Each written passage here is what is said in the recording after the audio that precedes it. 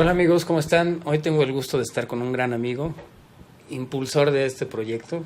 No sé si muy consciente, No. pero tu filosofía me dio ese empujoncito para animarme a hacer esto y te agradezco mucho. Jorge Ortega, ¿cómo estás? Qué gusto. Un gran escalador amigo, y un Gracias. querido amigo.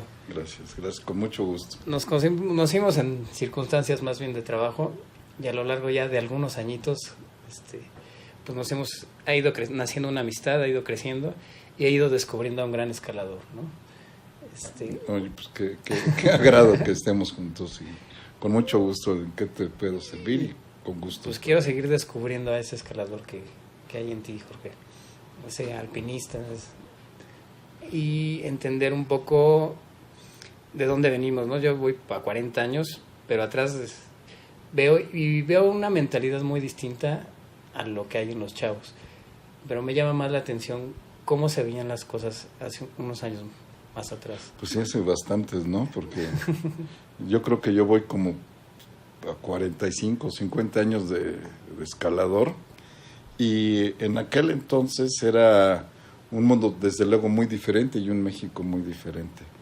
Lo que teníamos era escaladores sumamente audaces que podían ir a las inescalables, que podían abrir rutas en el abanico, escaladores de roca, escaladores de montaña, alpinistas completos, con pocos recursos.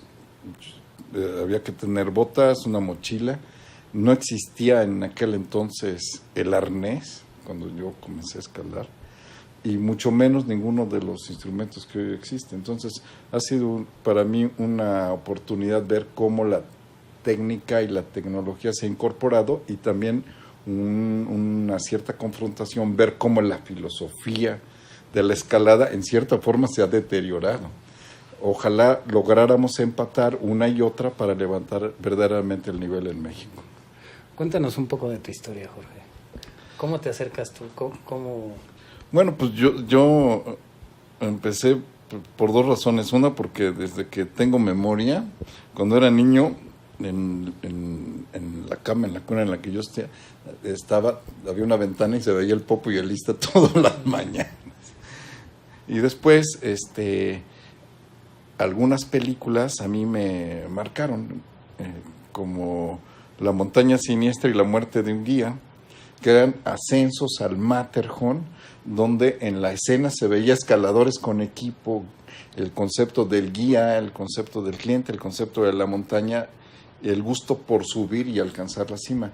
Y estas imágenes a mí me impactaron. Yo pensé, yo debo de acabar haciendo eso. Y bueno, pues alguna vez así fue. Y pues acabas, como siempre creo en todas las áreas de la vida, acabas haciendo lo que sueñas. Depende qué sueñes. Okay. ¿Y cuándo te diste cuenta que era realizable? Qué bueno. Bueno, yo me di cuenta que era realizable por ahí de los 11 años. Tenía mi padre una biblioteca extensa y tenía algunas cosas de alpinismo, y aunque él nunca hizo nada parecido, pues yo pude consultar algunas de las hazañas de cómo se había subido el Dru, o cómo el Aconcagua, o el Everest, o alguno otro de los 8000. Y yo pensaba, pues yo debo de poderlo hacer. Y me encontré en aquella época con otros prácticamente niños semejantes en edad, en circunstancias, entre los cuales, por ejemplo, pues muy conocido es Ricardo Torres Nava, y algunos otros más como Enrique Cherizola, Gilberto Velasco y otros muchachos más, que nos íbamos de pinta al Pedregal de San Francisco, y ahí nos íbamos de pinta prácticamente diario. Entonces ahí en el jardín, ahí cascareábamos, aparecía gente como Sergio Fitch o como Cuajonte, por señalar a algunos de los que todavía siguen vigentes y que todavía están por ahí. Y recuerdo que en alguna ocasión alguien dijo, sentados en el pasto, ¿quién de nosotros será el primero en el Everest?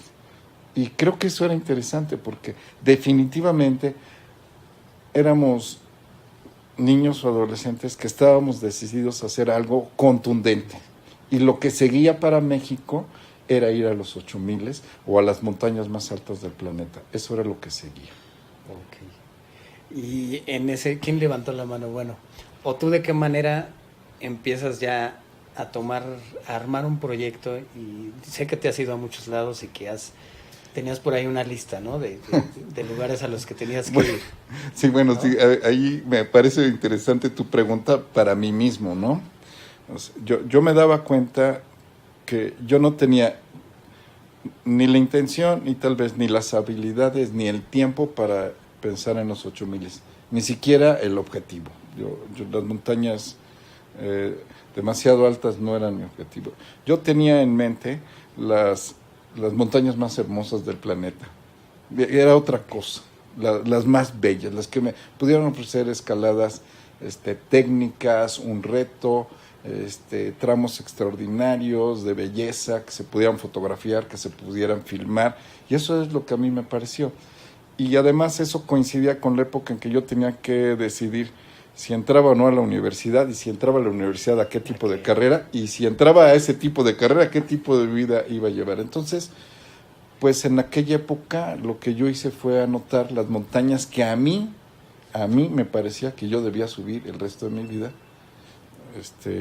Ahora estoy mal de la columna, pero me faltan 2 de esa lista. Sí me gustaría subirlas, ¿no? Desde luego. Ok. Entonces, bueno, es que sí, también es una etapa difícil, ¿no? Porque profesionalmente, ¿qué hay que hacer? Y también te llama por ahí. Mira, yo creo que uno en la vida debe tener un proyecto de vida. Así como debes de tener un proyecto de nación, que creo que en este país no lo hay claramente, pero uno debe tener el proyecto de lo que quieres hacer con lo que tienes. Y eso tiene que ver con los recursos, con tus habilidades, tus dones, y tiene que ver con tus sueños. Si tienes sueños pequeños, si tienes recursos escasos, si tienes, y sobre todo no tienes tiempo o no tienes voluntad, las cosas se te hacen chicas. Si no, pues creo que no hay ningún obstáculo para ir, para financiar, para planear y para realizar lo que quieres. Creo que en todas las áreas, pero de manera particular en el mundo del alpinismo, así es. ¿A dónde sueño con estar? Lo lograré. Si no sueño con estar ahí, hay una cosa segura, no estaré ahí nunca. Ok. Y bueno, de estas montañas a las que fuiste, ¿cómo nos podrías describir? O sea, una cosa es poner en el papel y otra cosa es ya haber logrado. Digo, te faltan 2, la lista como de cuántas era.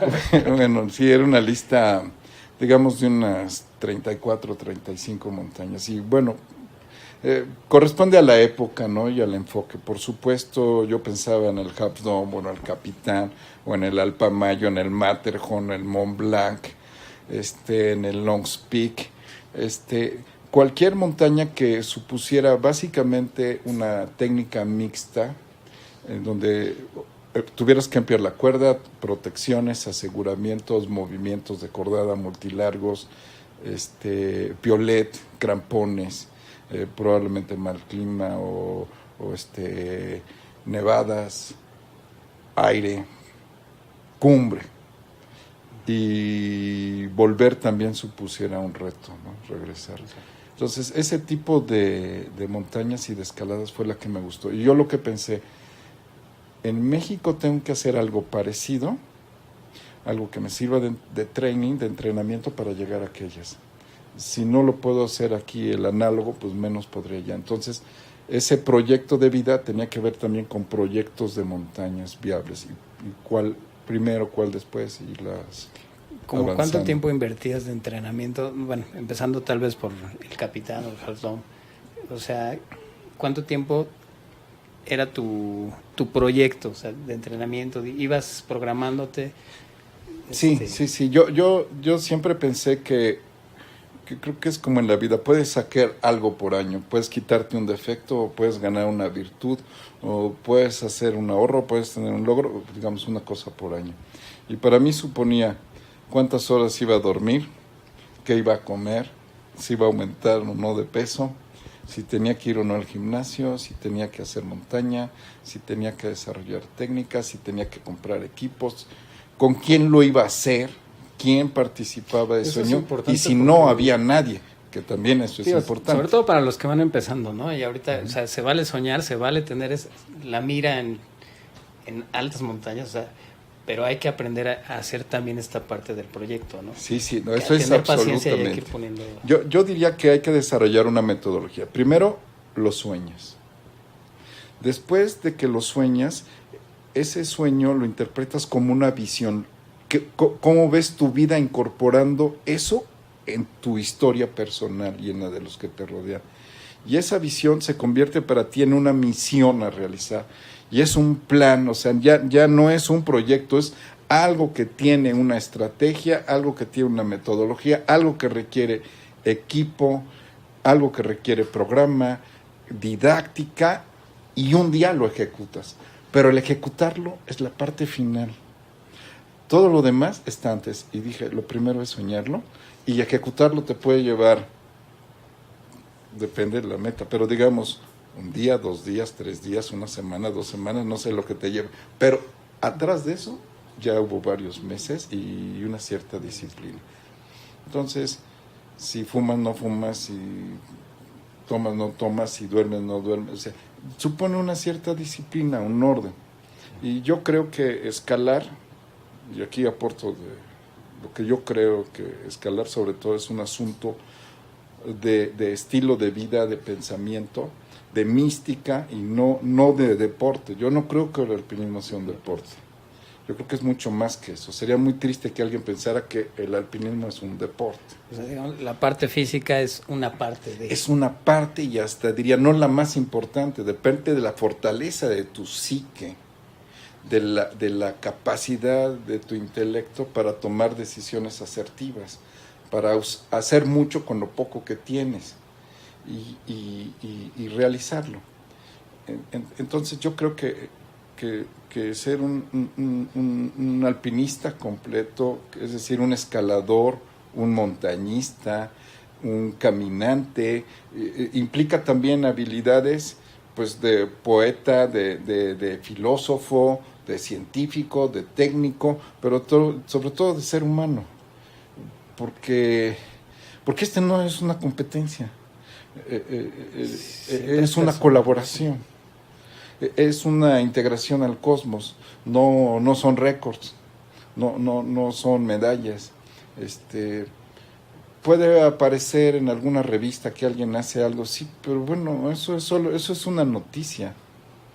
Y yo creo que las vidas de uno no deben de hacerse de noticias, deben de hacerse de secuencias, de acontecimientos, de hechos cotidianos, de pequeños éxitos, de pequeños fracasos, pero de seguir adelante y de ser una buena persona, ser feliz.